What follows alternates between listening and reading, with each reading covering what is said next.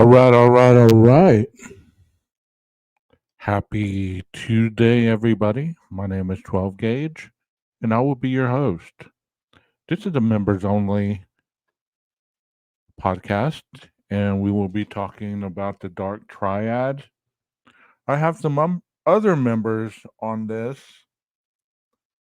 live that participated with me, and they gave their opinions, and they were able to articulate their understanding of the cases that are being discussed here. So I just wanted to give them credit. We have Gingerpeoples. I don't know if she's still a subscriber or not. I have Amicuscuriae. I don't know if she's still a subscriber or not, but at the point where I did this video,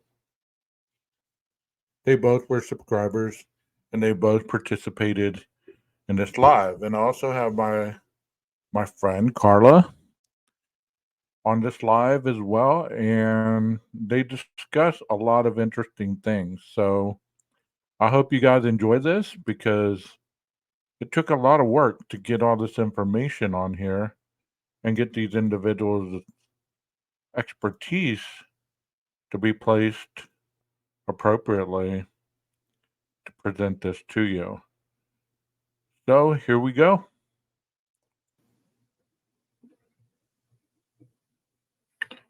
Okay, our guest is in the back room. So let me go ahead and make sure everything's all right with that person so I can bring her up.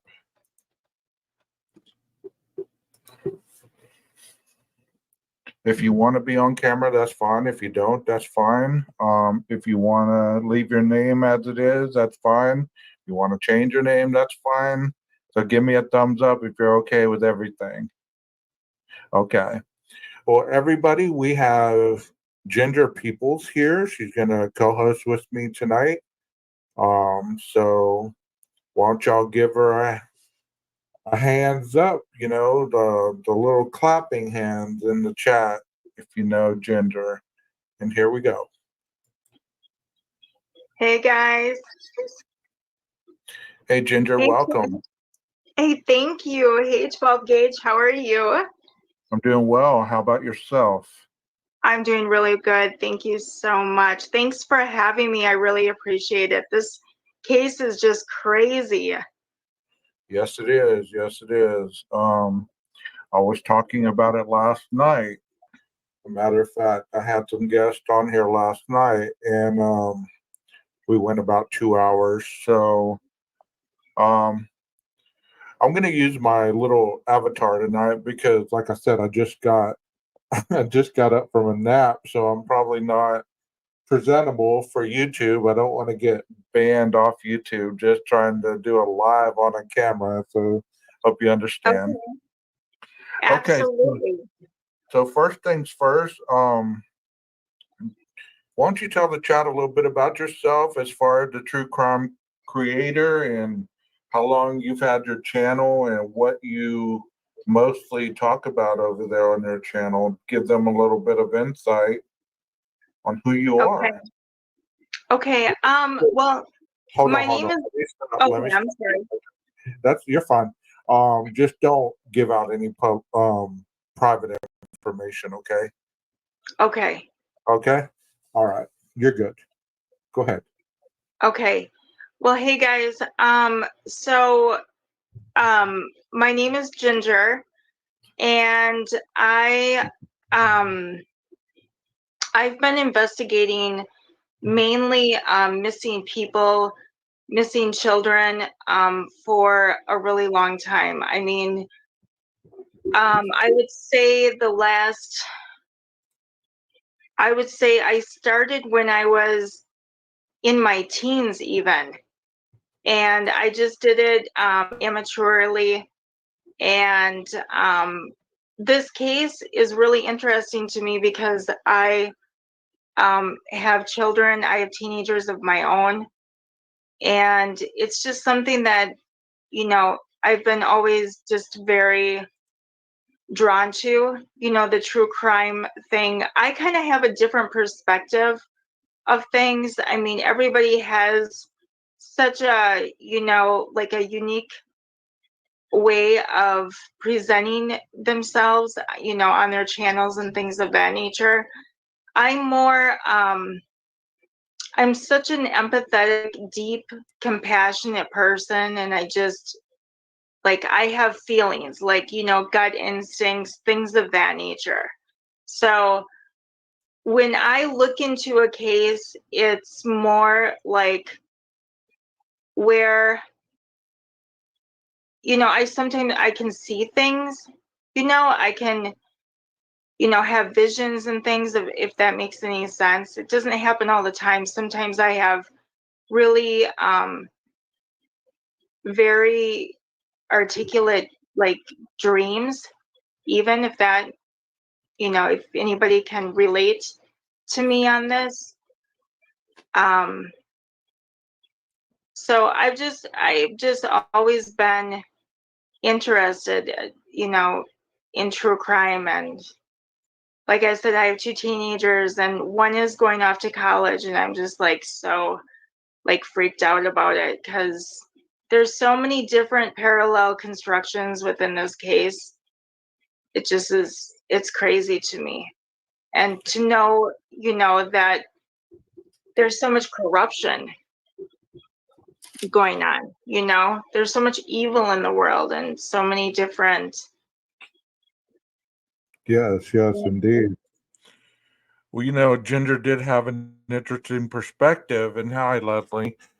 She did have an interesting perspective on the evil in the world. Most definitely, there is a lot of evil in this world, and according to this case, the Idaho 4 case that I'm talking about here in the Dark Triad, that is part of the the part that I want to bring out more than anything. And I don't want to appear that I'm trying to sway your opinion on this case, or like earlier I had individuals kind of not really attacking me, but they were quick to be throwing out, another channel and their perspective and all this other stuff, which is fine. I'm not in competition with any channel whatsoever, and I'm free to articulate my approach and my thoughts and attitude toward this case, even if it doesn't match other presenters'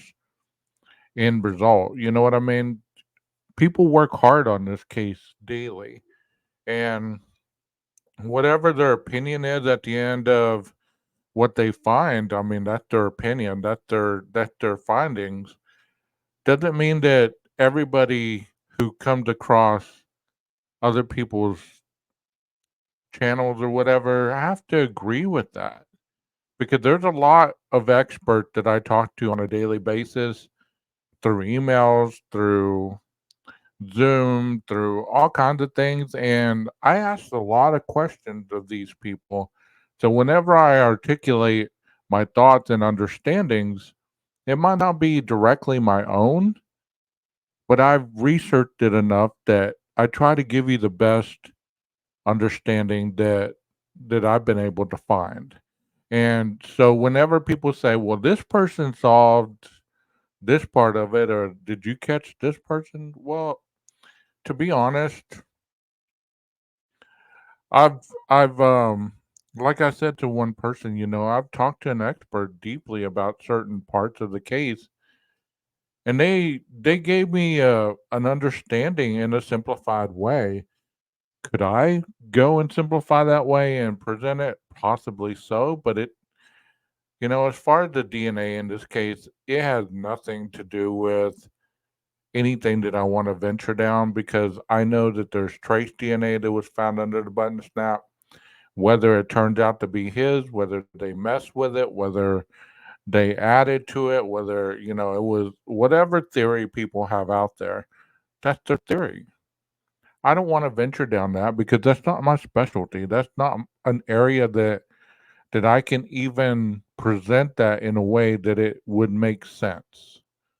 So I've never touched on that. I've always used videos of experts, describing it or whatever. Because to me, in order to be believable, you either have to have worked in it, have studied it for a while, or you have to have individuals that have taught it to you, or you have life experiences that delegate your opinions on a particular thing.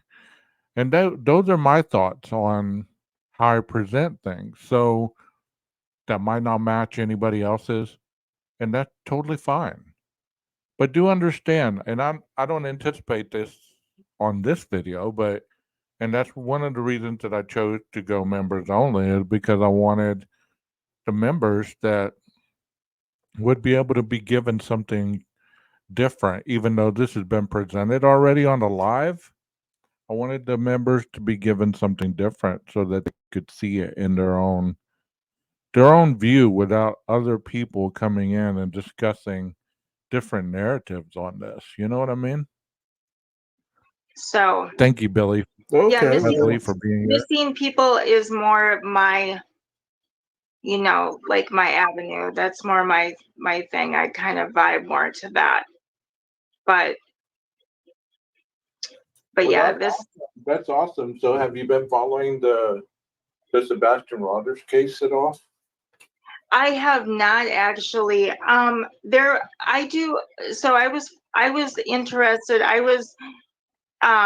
did hear a little bit about that case, but I don't know much about. Is that the little boy? Yes. The 15-year-old Okay. from Hendersonville? Okay, I did actually see a little bit on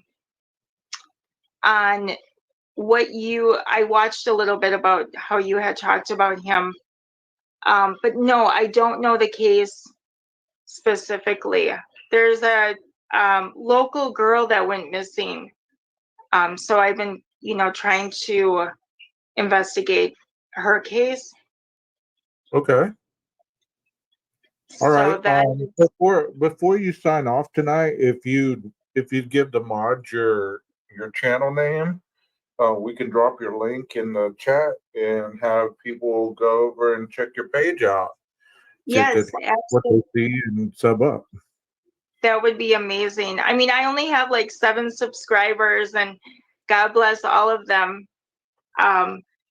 So I'm Yeah. just starting, because I'm not really into technology and things of that nature. I just, I'm just starting out. So Okay.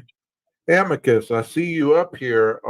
You need to hit your mic or your cam in order for your device to connect. I don't mind you coming up here, but it says device is not connected. So when you have that problem, it just means that you need to hit either your mic or your camera or both. Well, Ginger, I'm thrilled that you're up here. You and I have been talking behind the scenes a little bit about setting this up, and you've expressed interest in wanting to come up here and talk about it.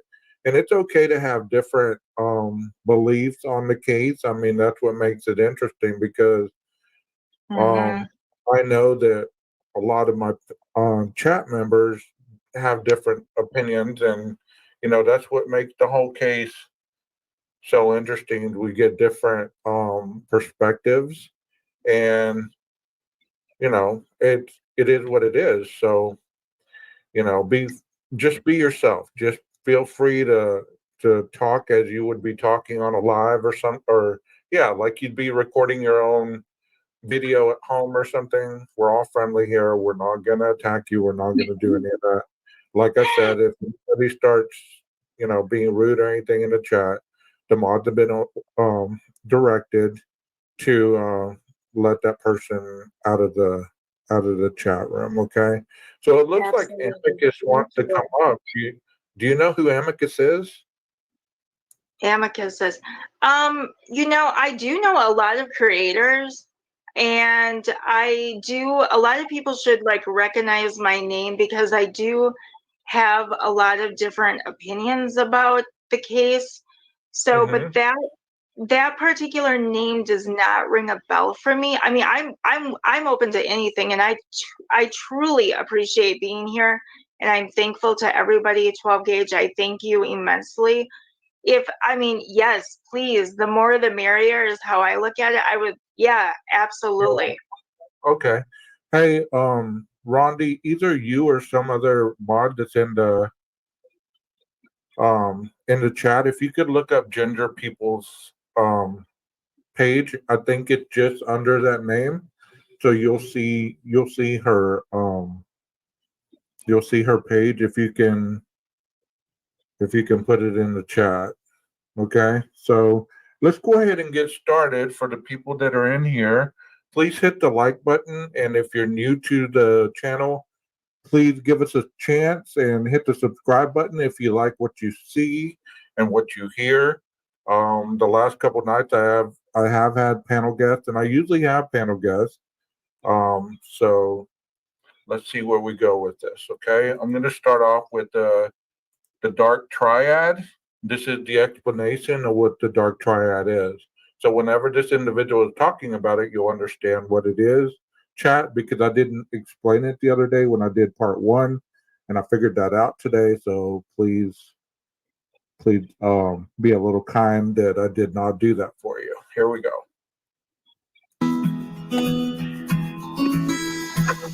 I did not draw these either. Hey Psych2Goers, welcome back to another Psych2Go video. Have you ever heard of the dark triad of personalities? Well, what is the dark triad and how was it discovered? So, the dark triad is 3 overlapping yet distinct personalities: subclinical narcissism, subclinical psychopathy, and Machiavellianism. By subclinical, we mean that someone might show the traits of a narcissist or psychopath, but they're not severe enough to be diagnosed as a disorder. In 2002, Delroy L. Paulus and Kevin M. Williams at the University of British Columbia did a study on whether these 3 personalities were identical by comparing the 3 personality traits of the dark triad. So the individual in the video I'm going to show tonight, I'm probably going to, back it up a little bit so you understand exactly what he's talking about since we're watching this video. The dark triad he talked about as far as being Mr. Koberger or the suspect of who could have committed these crimes, they would have these 3 traits: narcissism, Machiavellianism, and psychopathy. So these 3 traits would have led this individual to commit this crime because it's 3 distinctive personality types that not everybody has. So we talked about psychopathy, which is a psychopath. The Machiavellianism is kind of like a in the shadows, kind of not wanting to be seen, but domination. And narcissism, of course, is all about themselves. So let's continue to hear. Well, think about that. Machiavellianism is, you're wanting to be in the shadows and you're not wanting to be seen. Already dropped it, Rondi. That was the old me talking to you on there. Already dropped all the creators that are going to be on here. You're good. So think about if you're trying to commit a crime, you're trying to commit, as in this case, a murder. So you have this personality where you're wanting to lurk, so to speak, but you don't want to be seen. You want to be incognito. You're kind of like that series You. Joe, the main character, he's always around his prey, but they never see him. He's watching them, but they never see him. So that's an example. Or let's say that you were not really stalking someone, but you were watching them from afar, because there's a difference between stalking and watching and surveying. I believe, and this is my opinion, that if you're watching somebody, you're not necessarily stalking them if you're not around them 24/7. Like, stalking to me would be like, okay, everywhere you go, this person's there. watching you would be like, okay, I know there's a tendency that you're hanging out at this bar, and I want to roll by and see if you're there. So I drive by, see if I recognize any of the cars, and keep on going. Or if I know that you have a study group at 8 o'clock at the UC, I'm gonna walk by about 7:58 to see if I can get a glimpse of you, and keep on walking. Stalking is staying there and being seen, like making sure that I'm making you uncomfortable. So that would be a difference that I would believe would make a huge denominator in this case, because so many people are fixating on the fact, well, there was no stalking, there was no connection. Well, how do you know that? Because we've heard otherwise. We've heard otherwise that he was at the student union more than once. There's been people talk about that. And if you haven't heard that video, I have plenty of video that shows these people talking about Mr. Koberger's personality. I hope that makes sense to you guys. Let me know if it does or if it doesn't.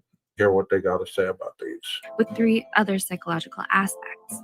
They found that the correlation patterns were very different and concluded that psychopathy, narcissism, and Machiavellianism were indeed distinct. So, what's the difference? Narcissists tend to have a large sense of self as they feel entitled and superior to those around them.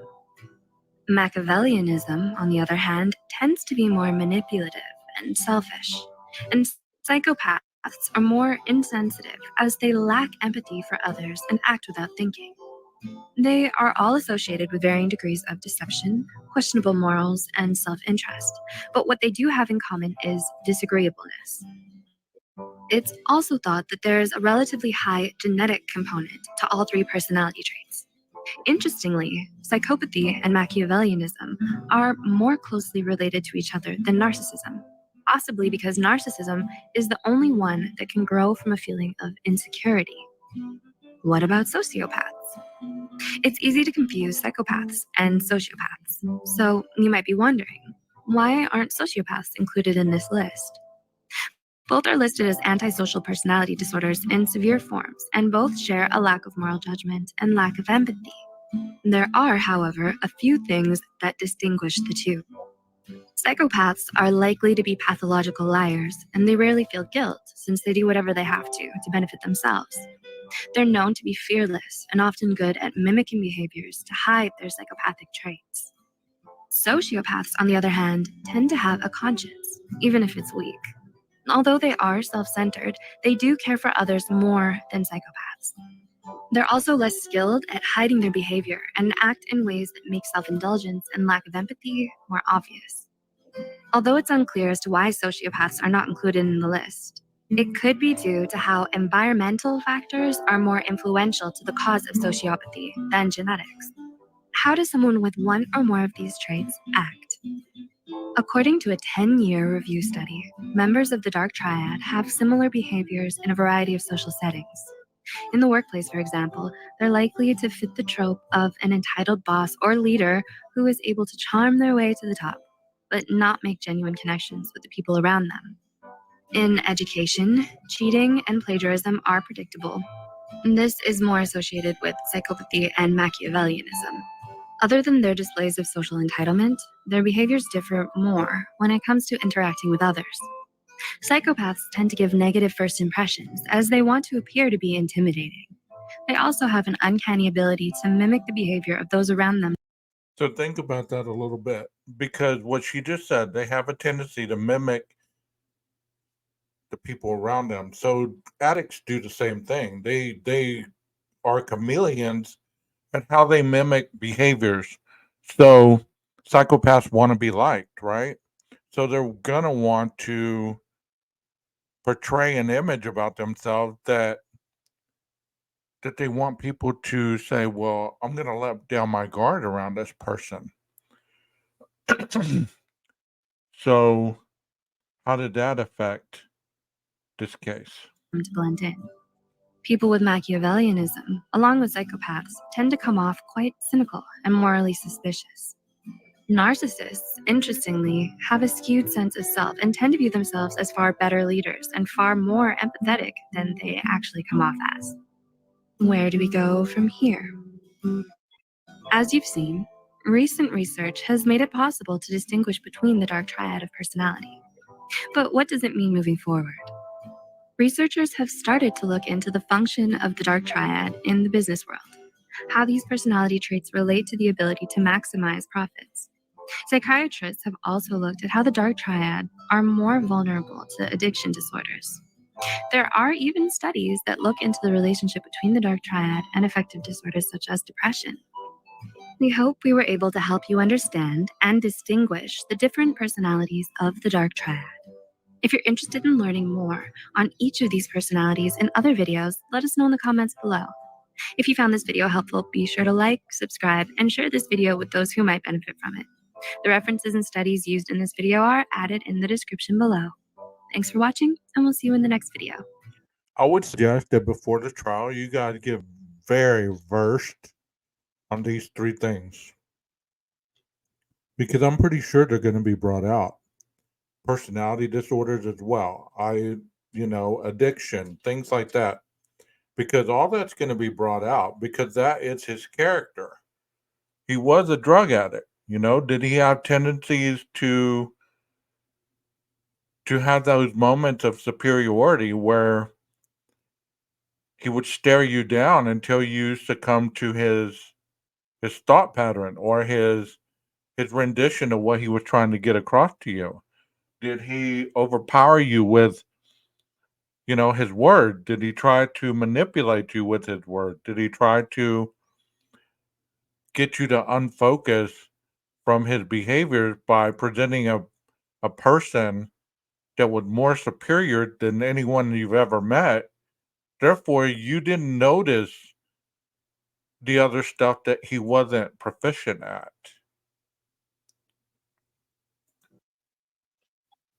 And I did pin this video in the description area. Psych2Go is the creator. So I thought that was an interesting layout of The 3 dark triads, as far as the narcissist, the Machiavellianism, and the psycho. Yeah, the other one. Gosh, my head is all over the place. That was really interesting, actually, because that's something that is really important to talk about, is the person who really committed this crime. Who would do that? What kind of mind do they actually have? That's Yes. And you're asking the right questions in the proper way. It's who could have done it, what type of person could have done it. Because even if we go with the avenue that the suspect that we have right now, or that they have locked up, is innocent, who else could have done it? What type of individual could have done it? And I don't believe. So these are the questions you can ask yourself regarding Mr. Kohberger. Who, what, when, where, and how. If you can put him into any of those 3 or more, then the chances are heightened that he is the one. Who, what, when, how, and where. So answer those questions for yourself. That's what I'm talking about right now. Believe that people are thinking that far in advance, because like I was sharing the other night when I did part 1, and you'd let me know if you agree or disagree, Ginger. This individual is a very disturbed, dark individual. An individual that is not like you and I. Because obviously we're not murdering people. We're not going into homes in the middle of the night and committing these crimes, so to think on that line, it has to be an individual that is not of the norm. Someone that just did not wake up that morning and say, you know what, I'm going to go kill 4 people. I don't understand. I really, truly don't think, even though I don't know who really knows Brian Koberger, who really actually knows them, went to school with them, hung out with them, is their, best friends with them, has spent a numerous amount of time with this dude. You know what I mean? Right. So to say, he's not that way is, in my personal opinion, I mean, I have my thoughts and feelings on this, and I just, somebody who, okay, he's going to school, how old is he? What is he, 28?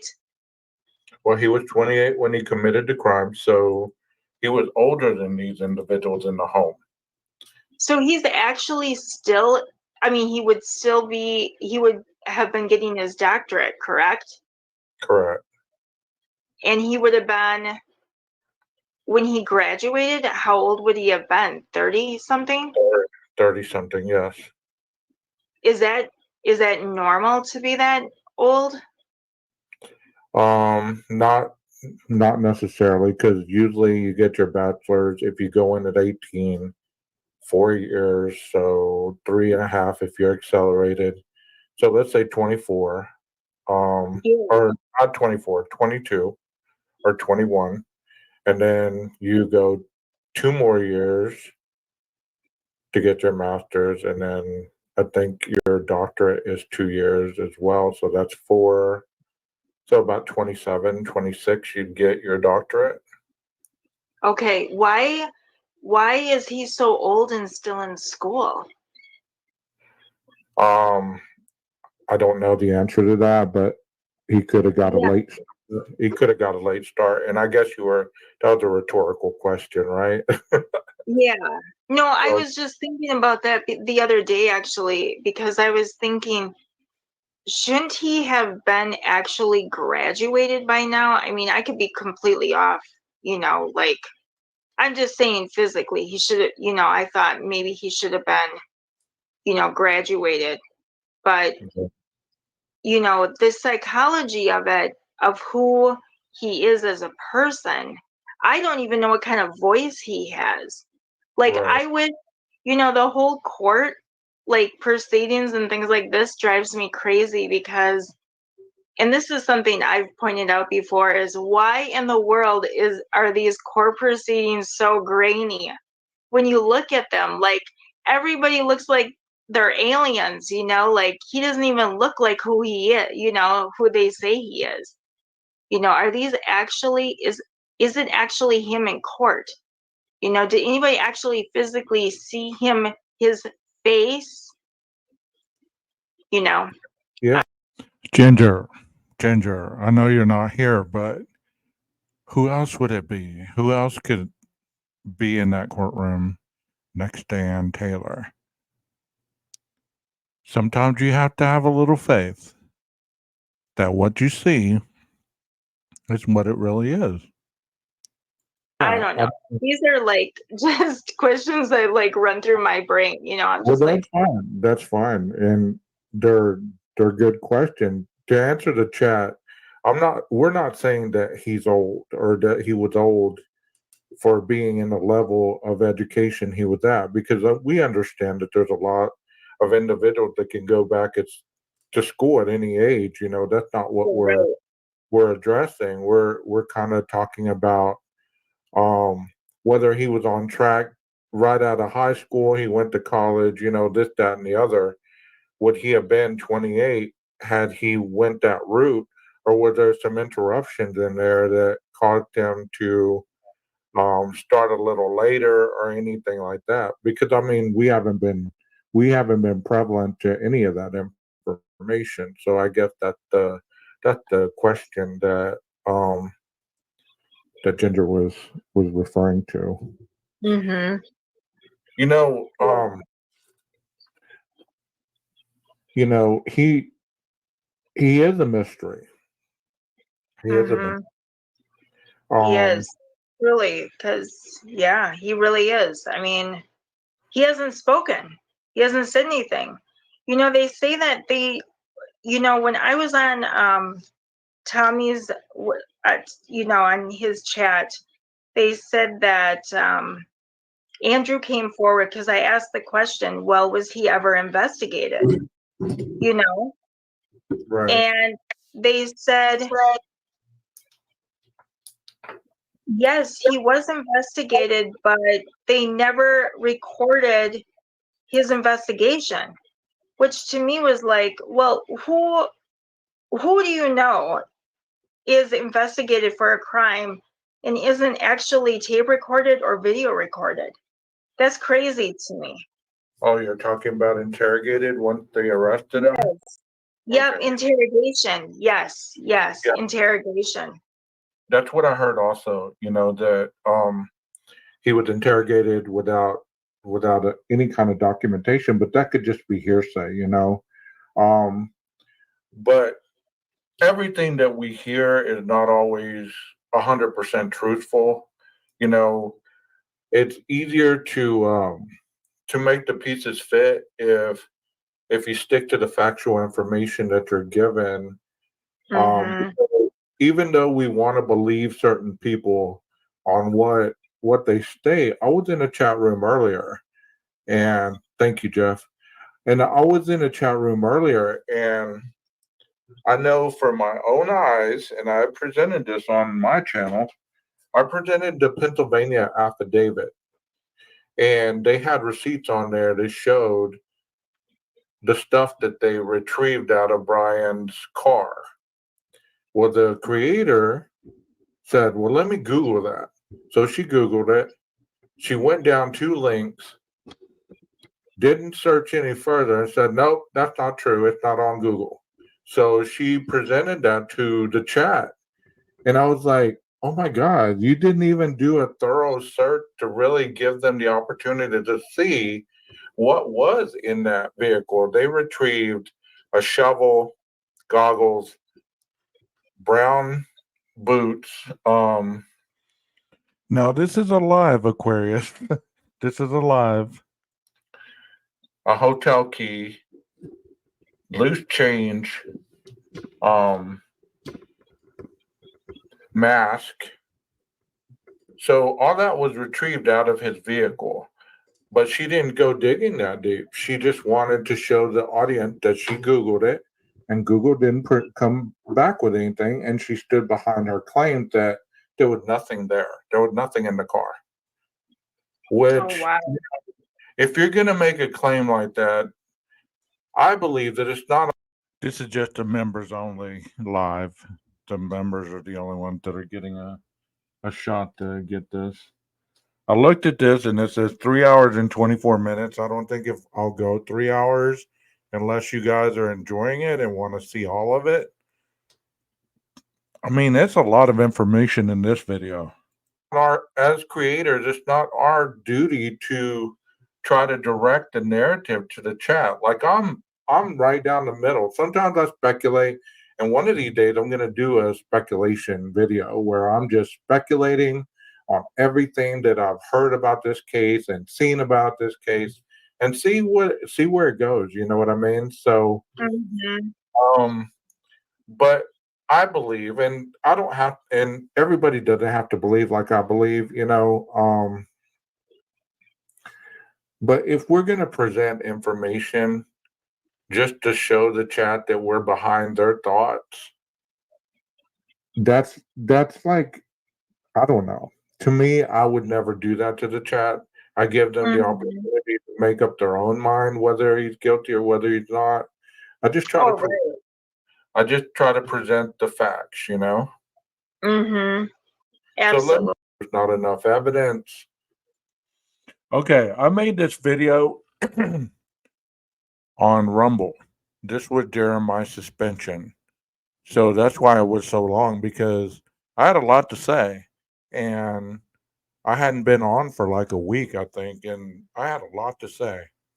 And this was the first time that I was able to go live, so I made this video. So here we go.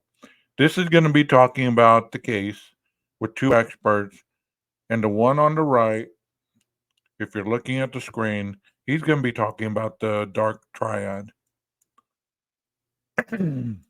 To keep going on, we can dismiss the charges against Mr. Koberger and let him free.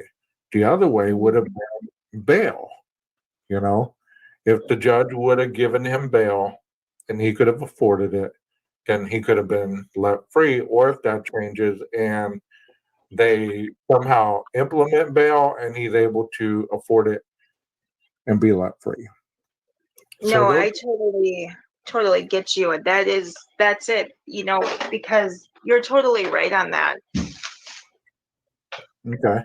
Is there anything that you could see that could possibly, at this point in the game, let him go? Like, there's no way that the lawyers can say, you're right about the evidence that's been possibly withheld or the evidence that's been tainted. We need to file a motion to let him go. Well, we don't even know, because of the gag order, we don't know what the prosecution actually, has. Mm-hmm. That's the thing, is like, why is it such a big secret? I mean, like I said, I have my own, feelings and my own, thoughts on this. And like you said, I don't want to, like, everybody has their own opinions, Right. too. But it's just like, now, can you, because it's a death, like, he's on death row, can he actually get bail? I believe in Idaho there is no bail due to the death penalty because it's a death penalty case. But I know here in Texas we just had a capital murder occur, and the judge gave them $10 million bails, both of them. So I don't understand how it's different as far as the law is concerned, but it's up to the judge and how he perceives the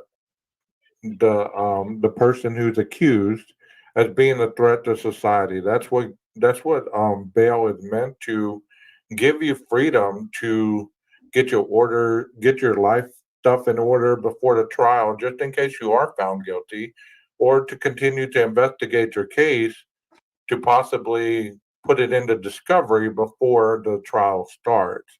That's what all that's for. So no, BK's isn't a capital case. I was talking about the case here in Texas where a 13-year-old girl was murdered and two illegals did it from Venezuela, and they were given bail of $10 million that was set. So, Oh, wow. yeah. Yeah, so I wasn't talking about Brian. I wasn't talking about his case. But let's listen to the video a little bit, and then we'll discuss it, because I gotta pause it in between. So we'll discuss bits and pieces of it. Okay. Okay. All right. Here we go. It was like when I first heard it in the news and I heard like these young girls and there were 4 people and I was like, how did he get to all of them? Like without somebody calling the in police a or row. something. Yeah. Like it was like I thought maybe they were drugged or something, but it was even more sinister. But Caleb Well, they were question. intoxicated. I mean, I think these women were intoxicated. Most of the people, I don't know about the roommate, but I definitely, you can see it on camera that Maddie and Kaylee, they were intoxicated. The other two, Zana and Ethan, had been at a party all night. So I think that played a huge role in this, that the victims were intoxicated, and people just do not have a good grasp, and it's understandable, of what a knife attack is actually like. It's not like the movies. Was this guy at the where party too? Is he there? No, he wasn't. He left his Oh, house okay. about 15 minutes away at about 2:30, 2:40 in the morning. Tell us again about the knife attack. So I feel like we have some useful information there. Yeah. So knife attacks are very lethal, and there's two things that can, with a knife, that can cause problems where people won't fight back. One is, if you get a severe stab wound to the lung, your lung could collapse, to the neck, or these places where your function in life, which is breathing, is disrupted. That's a major blow to a person who's never been injured or never been in a fight before. I mean, you're going from never being in a fight to now you're trying to fight for life. Also, hitting any artery, if you don't get a tourniquet on it, you're going to bleed out within a minute at the most. So you're looking at people that woke up or were woken up or didn't wake up. They just a traumatic injury to their body instantly occurred. And this knife that he used is not my pick of knives that I use for anything. It's a old K-bar knife. They don't hold an edge well, so they don't stay sharp, and the point is prone to breaking off. However, it's a big knife, and if you hit somebody full force in the chest with it, there's just not a lot of fight that you can get back with that unless you will something up from inside and want to fight back like an animal. Most people. And I know a lot of, before the other 12 gauge talks, I want to intervene. How do I get this off here? Okay. He said that the K-bar doesn't stay sharp very long. For whatever reason, I believe that. I don't know what y'all have heard. I don't know what research y'all have done with that. But if you've heard or you've researched differently, please let the chat know. Because the thing about information, it's how people perceive it. If you perceive a K-bar not dulling quickly, and you can prove factual information about that, then there's nothing wrong with that. Okay. First of all, I got 2 points I want to make, and then I'm going to turn it to you, Ginger. Okay. The first point is I put a Rumble video on my community tab that showed a knife attack, a real knife attack, where an individual was sliced in the neck and he bled out instantly. It was like 3 seconds, if that. So if y'all want to go and watch that gore, you're more than welcome to. So the second part is, as far as the K-bar knife, we don't really know if that was the knife used, but based on what he just said about it, it could make sense if that knife was used, because he said it dulls quickly, and sometimes the tip break off. Like with any knife, if you're gonna hit bone or something like that, based on how the knife is built, or if it's an old version of the knife, let's say that the knife was used in back in the time of the Vietnam War or something, if that was the knife used, or if it was a brand new knife that was ordered, or it was bought at a knife show or anything like that, it has obviously a lot to do with the durability of the knife. So what do you think, Ginger? Yeah, I'm not really, like an expert on knives, but Uh-huh. I did look into a case once. Have you ever heard of oh gosh, I'm just trying to think of the Ketty murders? Mm, And refresh out my of memory. Ketty murders out of California back in like 1982, maybe 1983, where the mom, Sue, was murdered. She and her son, they were all stabbed to death. Somebody Okay. came into the home and stabbed them and used like an actual kitchen knife.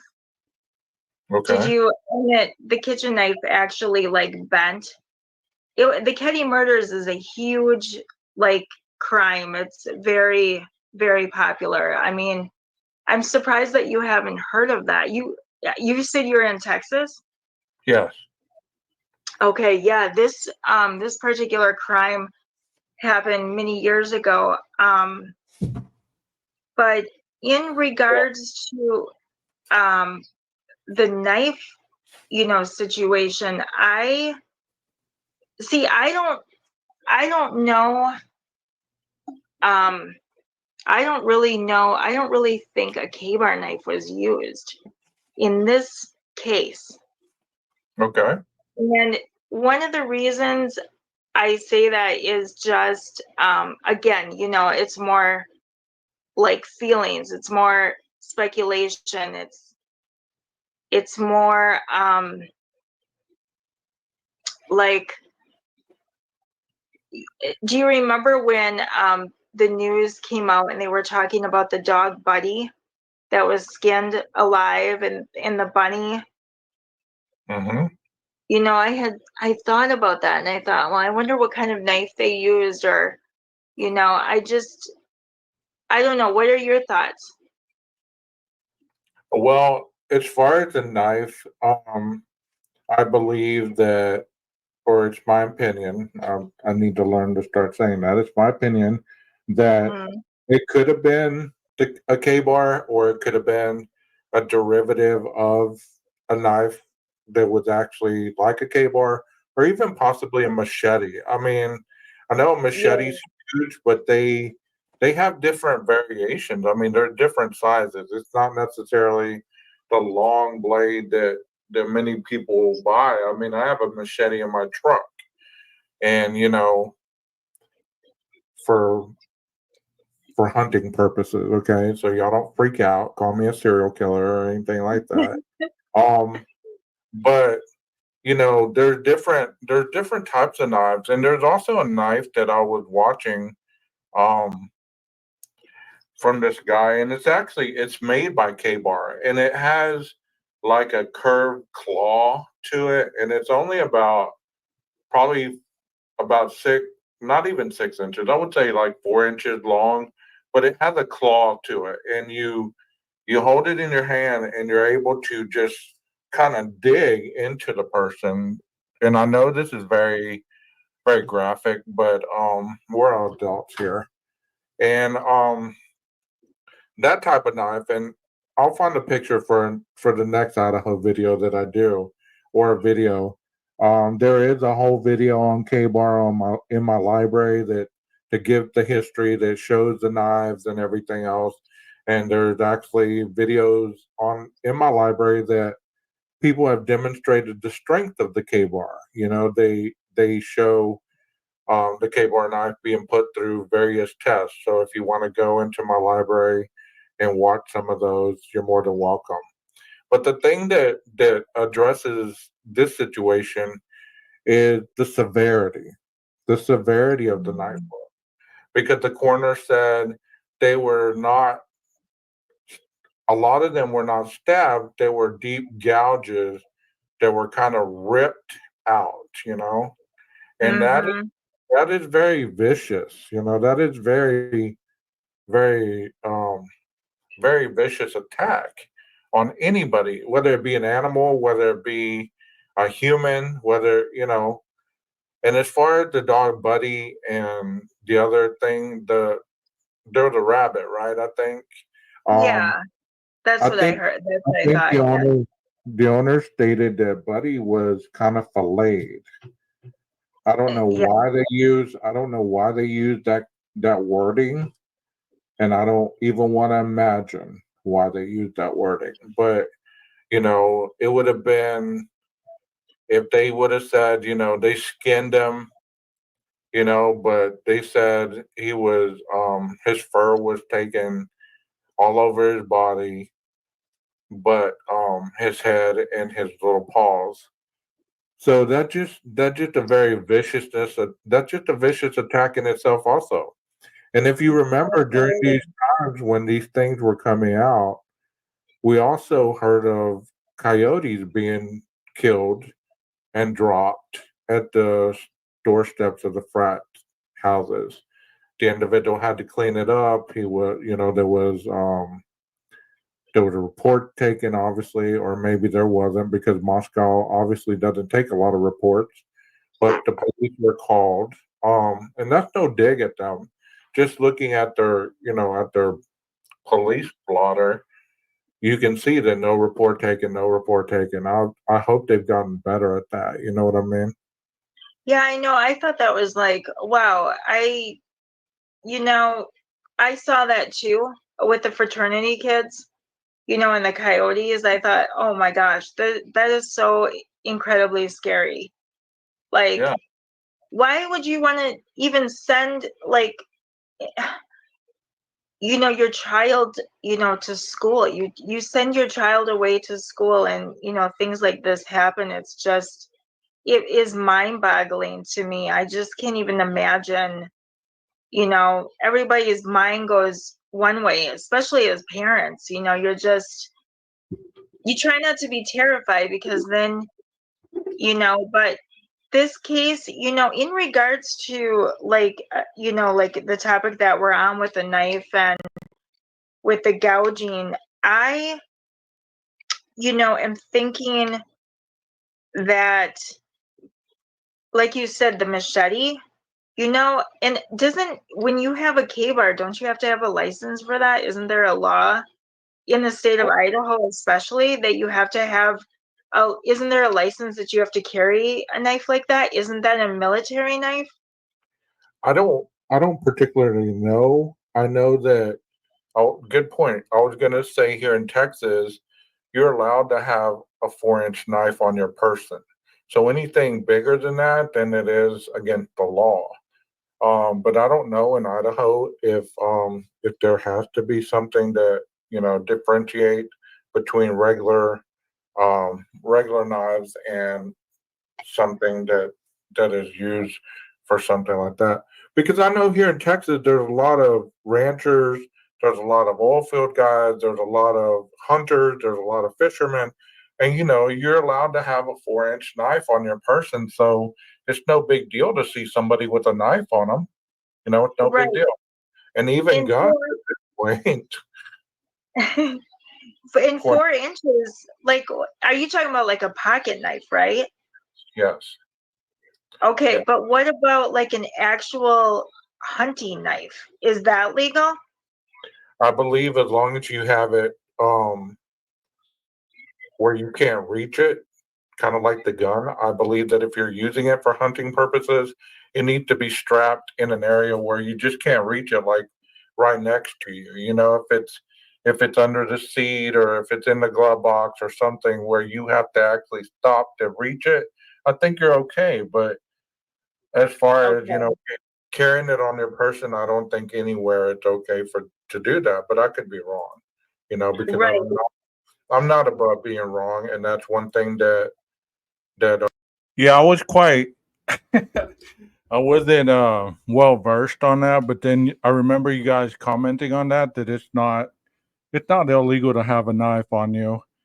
I know here in Texas, like I was saying, 4 inches, and you can carry it in a little knife sheath on your belt. And the same thing with a gun. You're right, Texas. In our state, it's not a big deal to carry a gun. I've seen countless people carrying. So, we're about our protection down here. I don't know about Idaho, but just like Heather's, putting in the chat, she's right. So one of these says Idaho law does not prohibit knives. However, some restrictions exist for knives with blades exceeding 6 inches in length. It is more so about if it is concealed or not. But you know how us guys are, 6 inches to us and 6 inches to other people are different. So I guess we got to walk around with a tape measure or something. I mean to be dirty, and just had to interject that little bit of humor. Hope y'all get it. That I pride myself in is, I don't know everything. So, I learn every day from people. As long as it's factual, I'll listen to it. You know what I mean? So, Absolutely. So that's a little bit about the knife, and he was describing a lot of that. So let's get back to the video. Okay. People, when they're hit with that much of a trauma to their chest or face, it's going to be the same as if I held you underwater. You're going to struggle, but if I can put some pressure on you, you're going to succumb to whatever I'm doing. Yeah, that makes sense. Jesus. Caleb, any questions? Yeah. Who do you think was was there one specific person that was the target in the house that you've kind of figured out, or was it all four of them? Was it just someone in general, or do they have any information on that yet? Was it one specific one of the women? Well, we know, I think they know where he kind of rolled in and started. I believe he started upstairs, but I'm not comfortable saying that all these other analysts are going out there and they're saying, oh, he definitely targeted, Kaylee, or they found the knife sheath on Maddie, so maybe she was the target. But I don't know, with a person like this who he stalked that neighborhood 12 times before this night. So he was obviously interested in that neighborhood. He was obviously interested in that house.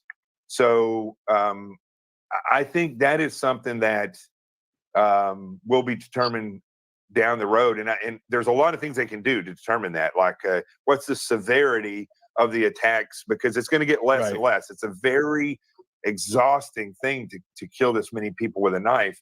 And but had he just gone in and the first person he encountered was Kaylee, for instance, and he attacked her, it wasn't necessarily a target. He just saw girls in there. She's going to have the most lethal wounds. So there may be something that comes out in his phone records that show that he was in the location of one or two of these people. And that is what will most likely lead them to determine who he was targeting, not the severity of the attack on the people inside the rooms.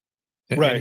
He had been around this house a couple times before, right? Like this is for some reason a target 12 times before. Yeah. 12 times. Yeah. So Okay. We have a new member to the panel. Her name is Amicuscuriae. That is a criminal justice term, if y'all don't know that. Hey, Amicus, how you doing?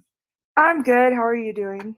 I'm great. I've seen some of your videos. I've actually went to your page and seen some of your stuff. Great work. Great work. Thank you. I appreciate you saying that. No problem. Have you been listening to what we've been talking about and what the individual on the video has been talking about? Do you have any insight on that? I do a little bit, yeah. So, something that was mentioned was, having a license in order to have a K-bar knife. And considering, well, first off, I just have to point out that, I am military. I'm in the Air Force for the United States. And I have been issued military weapons before, and I still currently have them. Pretty much anyone who has deployed at least to a hazardous area will get these weapons. And so they're really not hard to come by. And so I understand that there may be laws in order to carry these weapons in order to buy these weapons.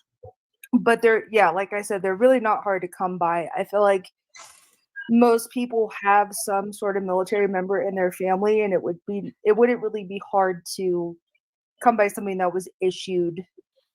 Especially in my case, I have a ton of Gerber knives, for example, but the Marines, I know they get K-bars. So that was just something I had to point out there. If it isn't legal in order to buy them, they're really easy to to have in Idaho or anywhere really. Okay. So have you been listening to the part about the injuries to the 4 victims?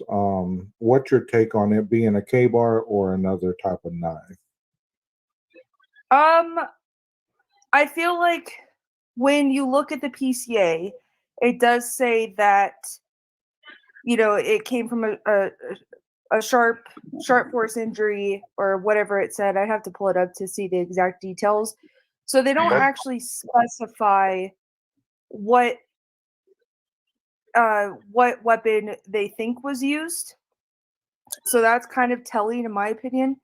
But given the fact that they found a knife sheath there, and I can't imagine that any of these victims had that knife sheath, or I'm sorry, not that knife sheath, that knife with them, I feel like, I don't know, it's kind of telling, in my opinion, that it's probably that. Okay. So let me ask you this question. So you brought up an interesting statement there. If it would have been one of the victim's knives, would it have been more feasible that that knife would have been found maybe under the bed, under a pillow, maybe somewhere in that room? Possibly that knife could have been found if the individual who committed these crimes brought. I really enjoyed this live because we had like 4 people on panel at one time, and the more people you have on there, the more different variations of understanding that you can get. I mean, I miss those lives like that. I don't know what happened to my lives, but they haven't been the same for whatever reason. But there's a lot of great um, educational facts that these individuals are able to present. And I'm cleaning as I'm presenting this to you guys. So if you hear me breathing heavy, I don't know why I'm breathing heavy, but just be kind. Put their own knife in, right? Yeah, I would agree. I would say that there would be some, especially early on in the case, because early on in the case, I feel like we heard a lot of speculation that actually seemed a little bit more poignant, like a little bit more like directly related to these victims. One of those examples is, the 4chan post and stuff like that. And so I feel like if one of these victims actually had a K-bar knife and people knew that they had a K-bar knife, it probably would have gotten brought up, let alone it would have been pointed out that, I don't know, that this weapon was within the house or something like that. Okay. I feel like a lot of the information that came out very early on in this case was more interesting to me than the stuff that's come out later on. Okay. Thank you so much for your commentary there. Ginger, do you have any follow up to that now that you've heard her take on that? Do you want to add or? Sure. Well, thank you for your thoughts on that. The gouging, yes, I'm thinking no, that this definitely, that the sheath, had been planted for sure. That is truly my opinion. I'm also believing, because you can't really, after what they said about the PCA, I just truly believe that it's not reliable.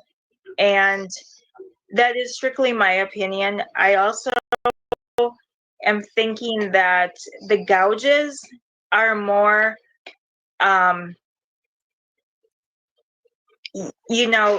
definitely personal. Definitely, like,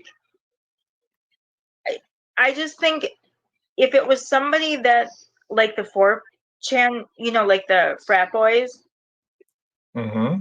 I just think, like we had talked about in the initial, the beginning of this show, is what kind of minds do would these kids have to have in order to commit this crime? That's why I believe in my heart of hearts that this is definitely like more, cartel, like more upper,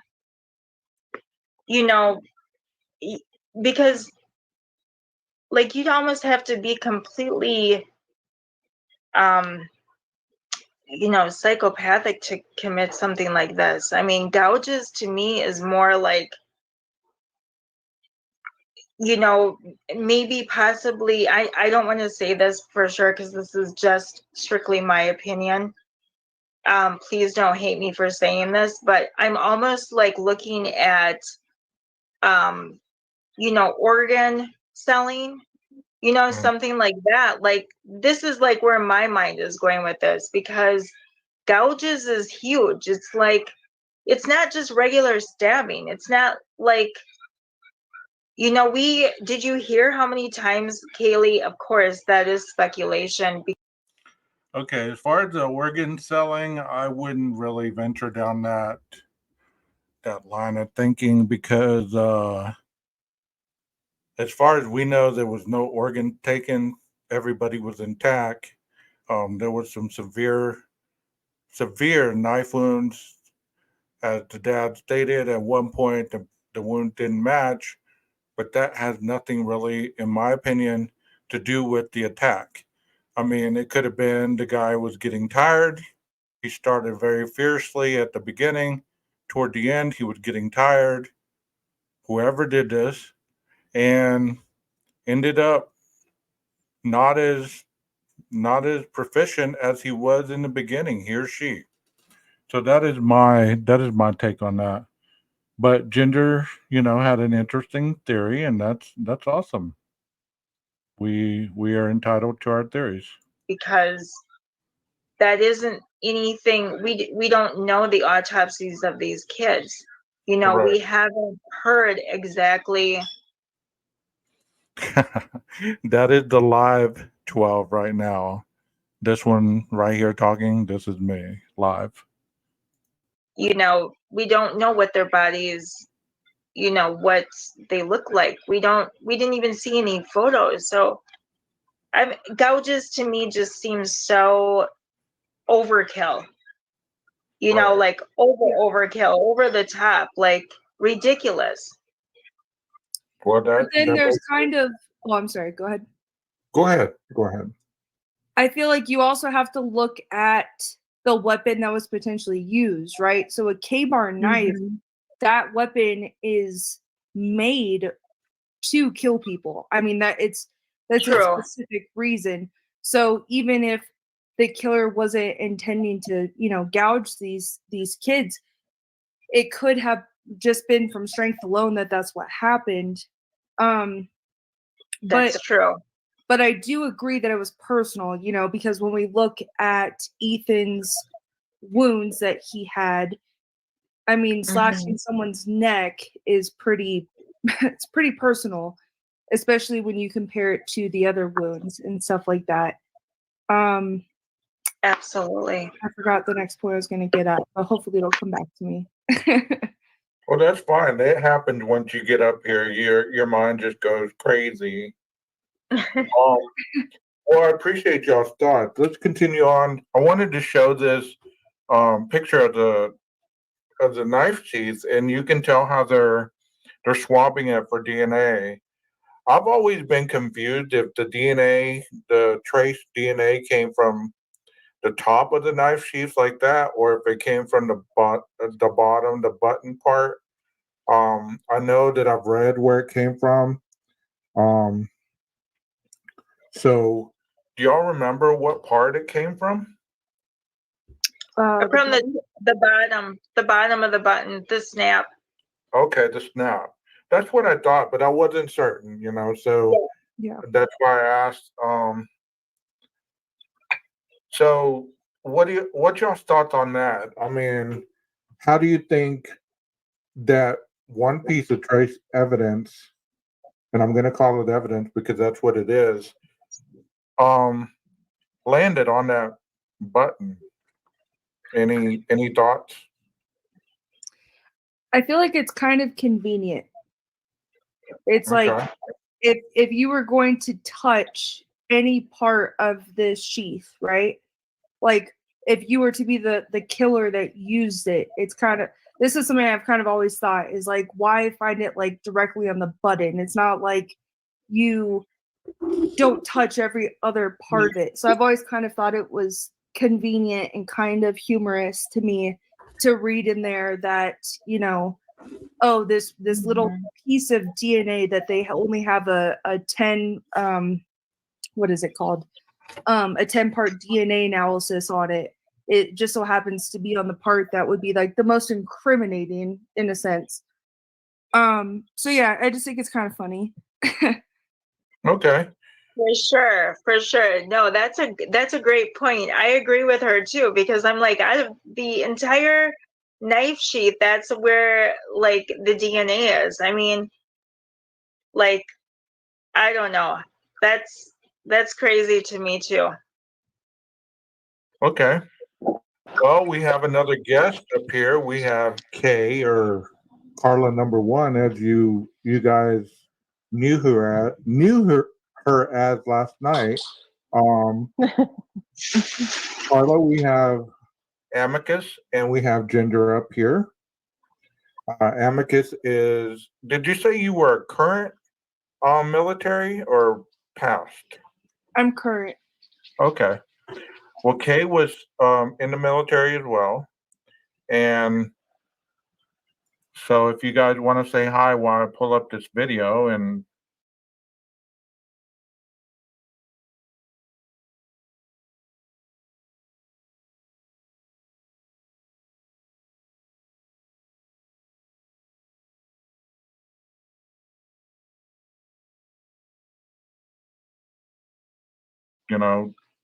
just Hi guys.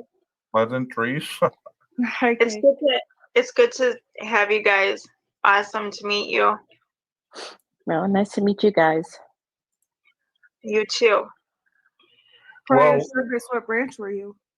Me, I was in the Army. I served in the Army for 5 years active duty. I'm Air Force. You know I have to talk shit on that, right? Yeah, you better be careful on that. We're not gonna go there. This ain't the time nor the show. We're not gonna do that. I'm totally kidding, Kay. Hey, we're gonna be civil. We're gonna be civil unless y'all come on camera and want to, like, no. I'm just I'm kidding. totally kidding. I'm totally kidding. It's kind of a known rivalry between us. Yeah. Kay, have you been listening at all to what we've been talking about? Really quickly, I'm gonna put you up to speed. We're going over the second part of the video of the dark triad, which I explained it earlier, or it was explained in the video about narcissism, Machiavellism, and psychopaths or psychopathy. So, and then this individual in the middle, he is a Navy SEAL, ex-FBI, and he was talking about Brian Koberger and the personality traits in this interview. This interview was done on 1/6/2023. So he's breaking down the perp to Dr. Drew, and they're asking him questions. So we got to the part of the knife, the K-bar knife. Believe that, based on your perception, whether it was a K-bar knife or it could have been something else that caused a wound to these victims. Well, I mean, I think it was that the knife. I mean, because okay, so here's my take on it, right?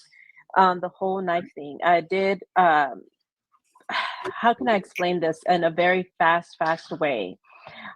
We know what we would call environmental ignorance on his part, right? Because when he was stalking, or we think that he was stalking, he knew where the two girls worked at that Mad Greek place. And then he goes and he, very quickly, we could speculate that he was there. They're saying that he never was there, but he was there. But that's where Maddie and that Zaina girl worked at, right? Okay, so if you think about it, he's following these girls, right? So then you would get to the opportunity, we fast forward, and he's gonna go in and he's gonna kill him, and he's got this knife.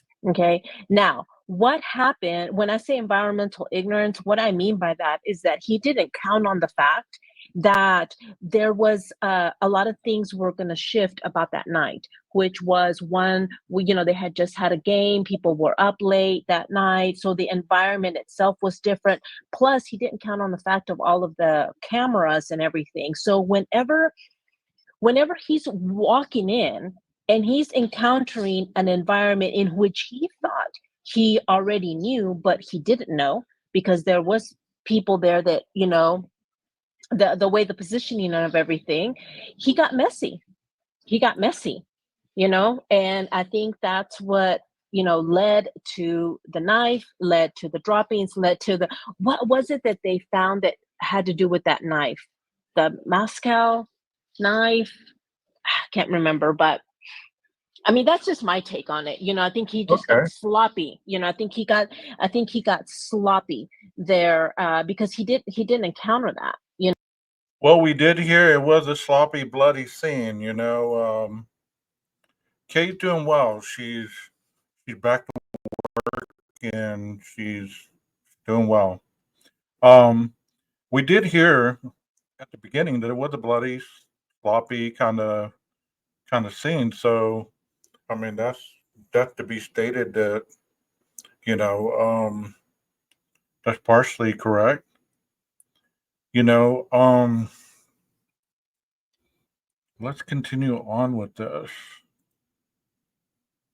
Because I mean, when we know he went from a university that was a very small university to a very big university, he underestimated a lot of things.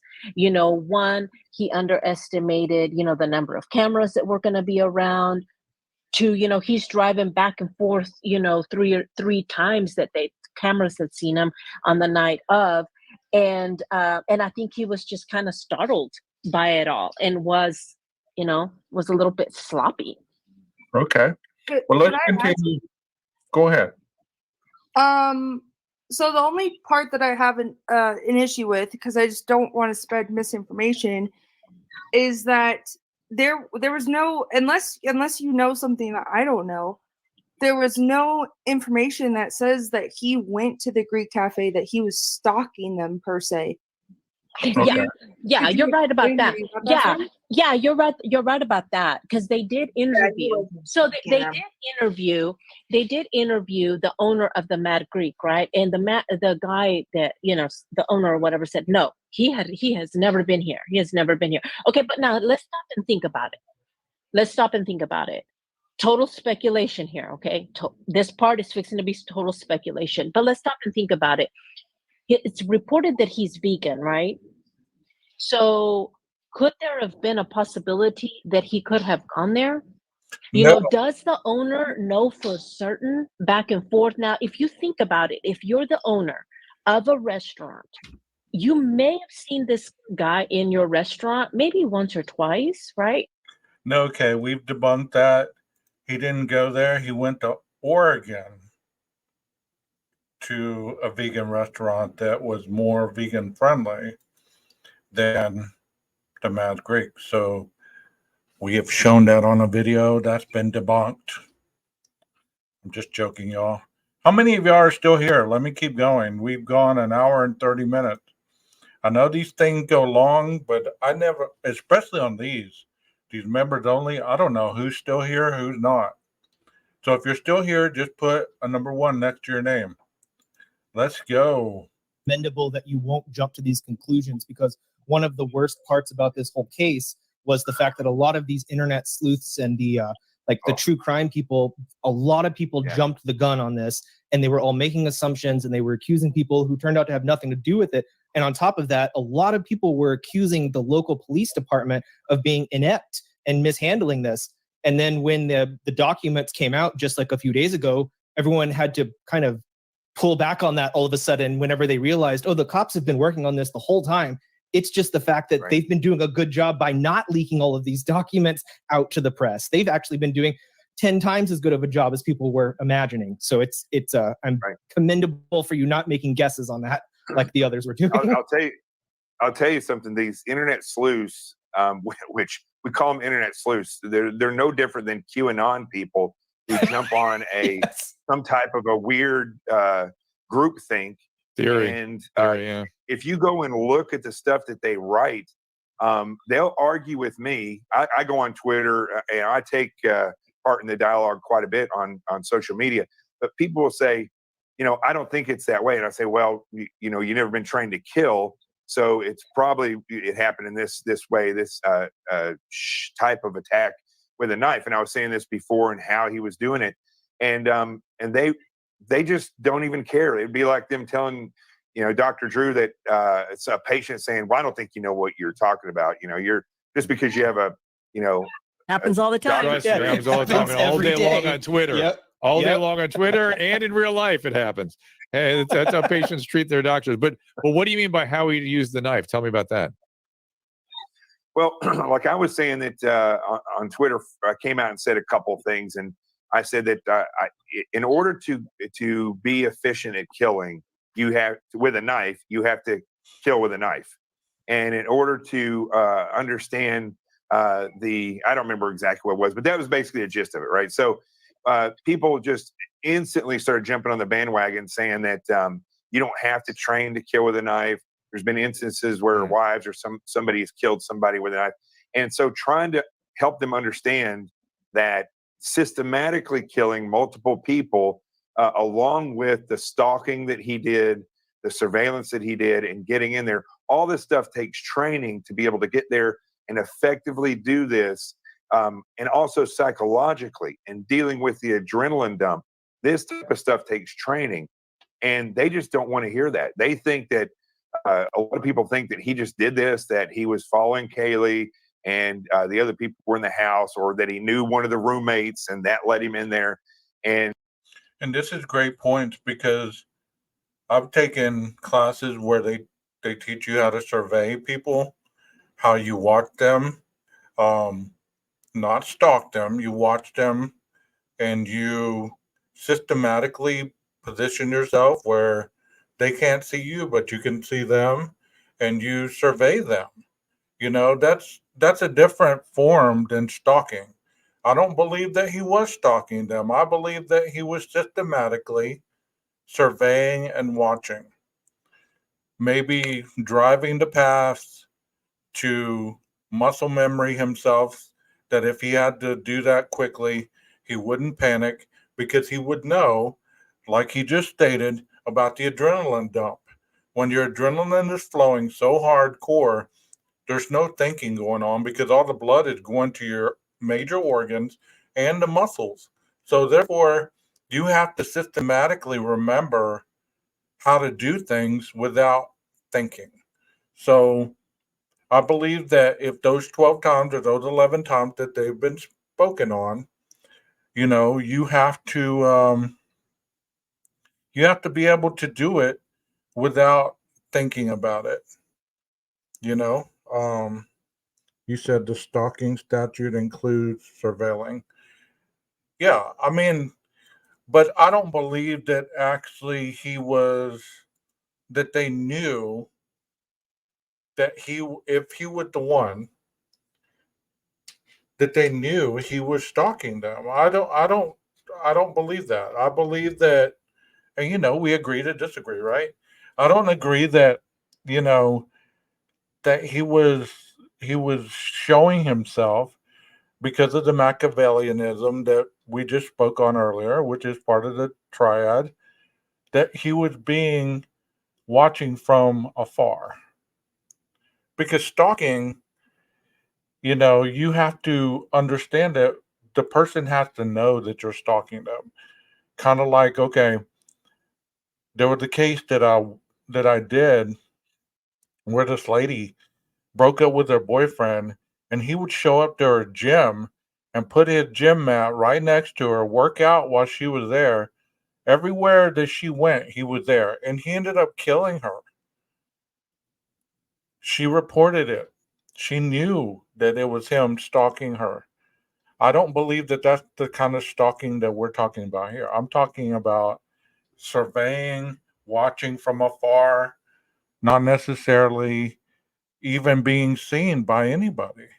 I mean, it's kind of like the peeping Tom, the voyeurism type stuff. They're not always seen, but they're able to see what they want to see. And that's just my opinion on that. Thank you for your opinion, Heather. I enjoy that somebody has a different opinion than I do.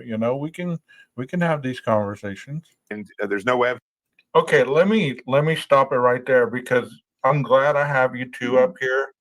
All three of y'all actually, but the ones that are, have been in the military and actively been trained to defend yourself first and foremost, correct? Am I correct on that, both of you?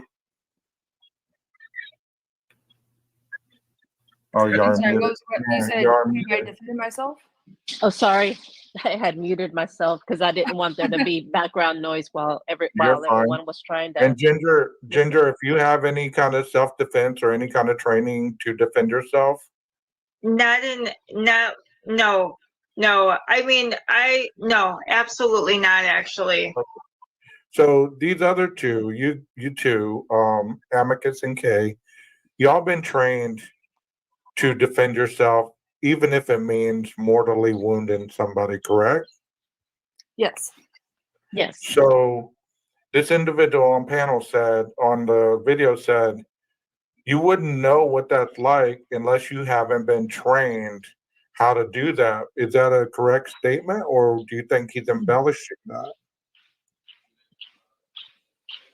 Well, It kind of depends. It really depends on your level of training. I feel like I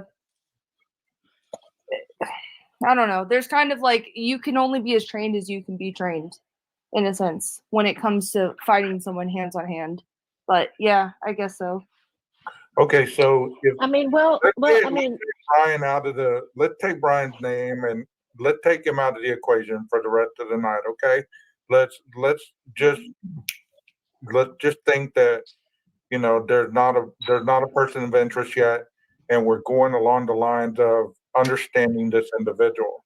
So, in your opinion, on what you've heard and what you've read about the killings, would this person have been military? Could it have been a military-minded person? Could it have been because no.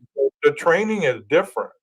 No, Correct? no, it's not going to be military. It's not going to be military because, I mean, I'm only going to speak to the training that I received. So you've got two different branches of the military up here, right? So I'm not going to speak to what Air Force does or doesn't do because I was not in the Air Force. I was in the Army.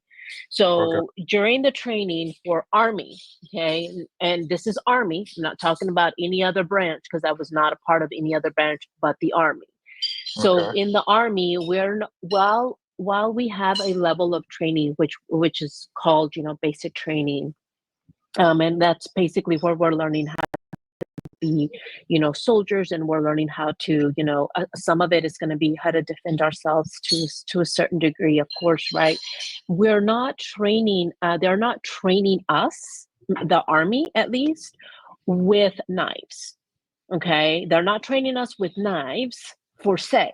Okay, they're training us how to shoot. Okay, now we can get in there, we can shoot, I can shoot. Okay, so whenever we're talking about this, that would be such a broad statement. No, would I think automatically that this was somebody who was in the military? Absolutely not, because I think somebody with the military, we're observers. We're trained to observe and know our surroundings, or at least for Army. Okay, I'm trained that way. I'm going to observe. So I don't know that an Army, that a person with a military background would have made some of the mistakes that he made. So I mean, that's just my given. I mean, we're trained to be soldiers. We're not trained to be assassins and killers in that sense. We're trained in a very specific way to be soldiers. I think a lot of the people who aren't affiliated with the military automatically assume that military people, we're trained assassins. We're not trained assassins. Now, there is different levels of training, right? Everybody gets their basic training, and then from there, you go on and you get your specialty training, versus if you want to be a Green Beret, if you want to be, a special forces, if you want to be, and you get more training, right? But the general military, unless you're going into those special training courses or that track, you're not I didn't get trained to go in there and kill people with at high rates of speed. Like, that was not what I was trained for in the Army. Now, if I would have been a male and I would have gone for my Green Beret, if I would have gone in special forces, or would I have then received some further in-depth training? Well, probably, but I was none of those things. All right, Amicus, how about you? Discuss some of the training that you received regarding. So I while I do agree, because the job that I'm specifically in, I never had any direct like combat training initially. I was, recruited into special tactics, and I actually went and I trained with Green Berets, something that you're probably familiar with, but 68 Whiskeys. But I trained with Green Berets, 68 Whiskeys, or PJs, and MARSOC, which is Marine Special Forces. And in those trainings, in which I was actually deployed and I was overseas in Africa, we definitely trained with knives. Like 100% we trained with knives. And the Marines were probably some of the most gruesome people I have ever met in my entire life. And this wasn't just one unit. I did a full 12-month long rotation out there with this, not just one MARSOC unit, it was 2 MARSOC units. And maybe this is something I'll eventually talk on my channel about, but the MARSOCs were not good people. They were despicable, to say the least. And that was coming from another Air Force member. And I'm not talking about like despicable in the sense of like any acts on, Americans or our allies and stuff like that. It was just the choices that they made were just disgusting. And so I really don't put it past anyone, especially Marine Special Forces, to do anything. And that's why, and I'm not saying that this is the case. I'm not saying that a Marine did this and it was Brent Kopaka or some shit like that. I'm really not. If anyone has watched my videos, I've already said that I do not agree with the Brent Kopaka theory.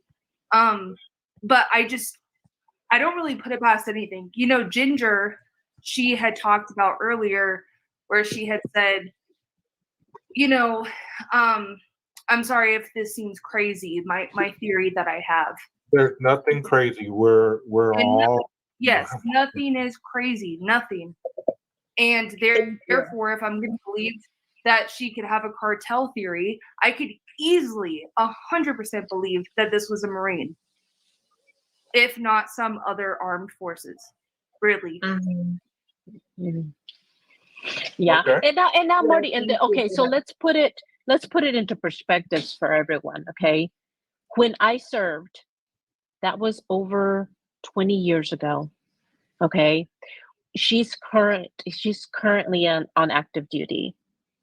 The military has changed very much between when I served and a person currently serving.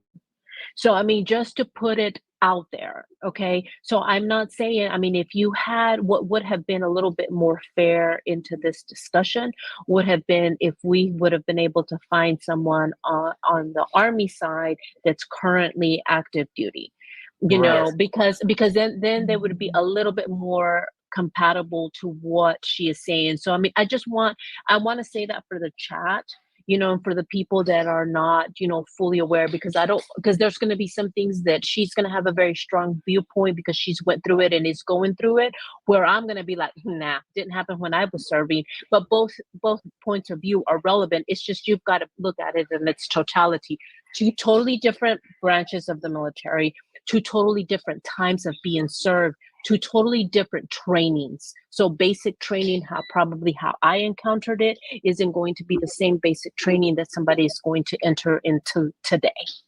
I 100% agree, because look at what you went through. You went through a time of people who were recovering from 9/11, and people were very... Okay, I'm going to stop it at that point because there's a lot more that goes on to this. But I would definitely follow up with this because there's a lot of great insight on this. And if you want to go ahead and watch it, it's called the Idaho 4 Dark Triad Part 2, Escalation of a Killer. And there is a Part 1. So you might go and watch the Part 1. to get acclimated with it. But there's a lot of things that are going on in the true crime arena. And that's why I haven't really been talking a lot about this case in lives and stuff, because there's some theories that I don't agree with, and I'll be point blank on that. I don't agree with those theories, not because they haven't been thought out or they haven't been presented in a way that could make them, though, applicable to this crime, but when you're painting people in a dark light, you got to be careful with that, because you're presenting them to be a violent, meticulous, vicious, deviant murderer. This isn't just somebody that was mugging an old lady and you took him out because you were protecting her. No. This crime happened in a way, as we've been told, it caused the death of four people. I've had people talking about the sins of the mothers that led to their killings. Could that be a possibility? Anything's a possibility at this point. But does that mean that it's hopefully true? Of course not. Because honestly, I wouldn't start my lives, and this is no shade at anybody, all right? So if you go and tell this man that I'm talking about him, go ahead. But I would not start my lives talking about this is entertainment, and I'm not trying to slander anybody, while the rest of the show is doing just that, slandering people that you have really no connection to, identifying that these things that you're saying are true. Because I mean, if you're gonna be about your business, stand behind it. Take the shades off, take the wool hat off, show your face. If you really stand behind your theory, then you really are about it. Let the world see who you are. And quit saying that you're not going to slander anybody or anybody that's a creator. I would say that if you're going to speak on this or any other crime, don't hide behind things. Don't hide behind the shades. Don't hide behind, trying to disguise yourself as a clown or anything like that. I mean, that's your right, obviously. But I believe that if you stand behind what you truly say, you're going to show your face. You're going to stand your ground for what you believe in, and you're not going to hide. And that's just my thought on it all, And that's not any shade at anybody, because I know that there's some creators that don't get on and talk and stuff like that, but their information is solid. It's thought out. It's not chasing ghosts. It's not chasing shadows. It's not chasing any of that. I like that potato, by the way. That's so cool.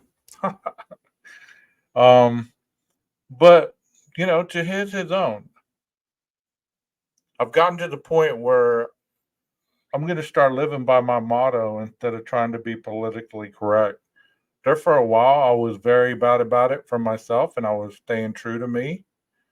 And for some reason, I drifted away from that, and I started worrying about what other people thought about my presentations, about my information, about how I presented things, or about the subs that were in my chats. And somewhere along the way, I lost myself through all this. I guess because when you're starting out, you really don't know a lot of people. Then people start to know you. They start to talk to you. They start to interact with you. You go into other chats and they talk to you, and they know who you are. But for some reason, I aligned myself with people that weren't trustworthy. And I should have just stuck to my gut and stayed true to me. Because if I failed myself, then I've failed me. Nobody else has failed me. Do you get what I'm saying? So I just wanted to say that to you guys. So, I hope to present the best commentary or videos that I can present based on my knowledge of them. Do I know everything? No, I don't. Am I always right? No, I'm not. But I won't lie to you. And I'll be as honest as possible because I believe in what I'm doing, and this is my hobby. So it gives me a chance to unwind from my real job, from my real stressful life. And yeah, I got hooked on subs, I guess. It happens. Do you get started and you're like a nobody in the YouTube streets, and then all of a sudden you walk into place, you walk into a chat and everybody knows you. And if they don't, they want to know you. But I've come full circle. I walk into a chat now and for whatever reason, I'm invisible again and I'm okay with it. Not in all of them, but in a lot of them, they don't want to hear what I got to say. Most of the time, I don't even get acknowledged, and I'm cool with that. That's how it began. And sometimes I am that person that I'd rather be watching others than them watching me. So this takes a lot for me to be able to do this every time I do it. And I hope, no, I didn't steal that stop sign. I didn't. I learned my lesson a long time ago.